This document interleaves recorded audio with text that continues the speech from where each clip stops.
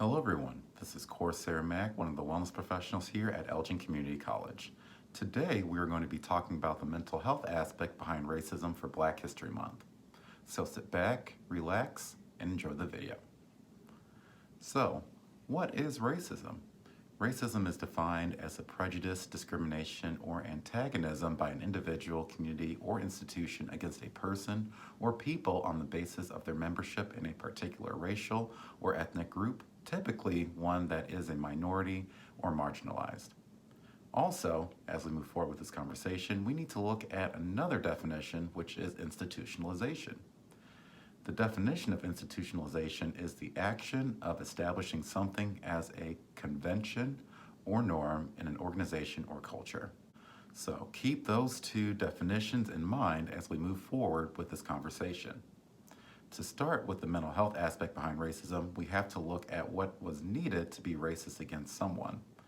Normally, human beings are treated with a common level of dignity and respect. True, some more than others, but generally a common level. When it comes to racism, that common level of dignity and respect goes out the window, and those individuals become less than human to that person that is racist. When that happens, sympathy and empathy go out the window. Caring for their safety, security, and their well-being goes out the window as well. When that happens, the mind of a racist person can easily justify bad or negative things happening to that person because they don't care. In more extreme cases, the person that is racist does bad and negative things to the person or people who they have that mindset about. Now, let's relate this to Black Americans in the United States. There was a point in time where this was normal or institutionalized. Depending on what you define as a long time or not, this was institutionalized in the United States. Even now, in some parts of the United States, this is still institutionalized. Right? This institutionalization justified slavery, seeing Black Africans as less than people, seeing them as savages that need to be civilized, seeing them as less than humans, that they can do whatever they want with them and have done so. This institutionalization also justified segregation, with Black Americans being 3/5 of a person or human, as well as being mistreated also, right?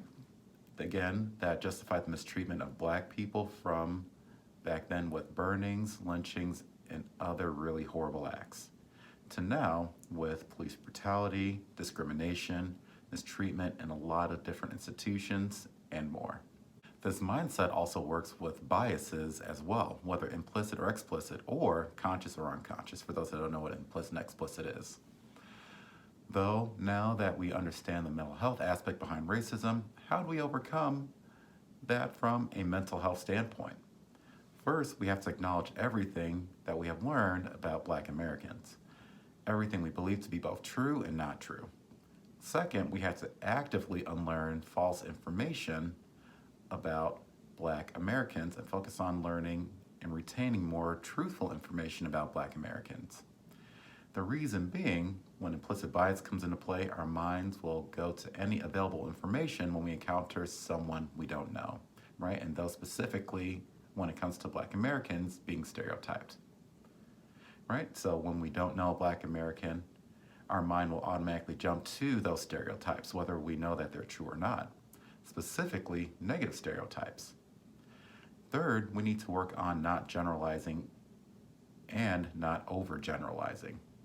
We can do this by actively challenging our thoughts or specifically changing what we say. So instead of saying, why do all Black people, ... change it to, why does that specific person? Right, this way you're actively changing your mindset to focus on a specific person instead of generalizing or overgeneralizing based on race. Remember, it takes 21 days to actively break a habit, right? 21 days of actively doing the opposite thing instead of the thing that you're used to doing. And again, that will cause a change in the habit, right? Breaking the old one and implementing the new one. Lastly, get to know Black people and don't stay inside your own race, right? Because nowadays, we see a lot of people don't really have Black friends or just have Black colleagues, but don't really get to know them as a person, right? They just keep them as that stereotype. But ultimately, to really overcome that institutionalization, one really needs to immerse themselves in Black culture. Whether that's Americanized Black culture or not, everybody should really take the time to take a look at that Black culture. That way, Americans are actively seeing that the culture isn't the stereotype that is being portrayed, and the immersion creates a sense of belonging, sympathy, empathy, and acceptance. All right, so with that being said, I know this was a little bit of a longer video, but that's it. Thank you guys very much for listening.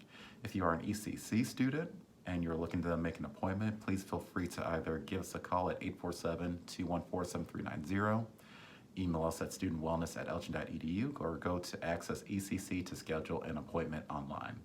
Again, this is Corsair Mac, one of the wellness professionals, signing out, and I will see you guys later. Take care, and happy Black History Month.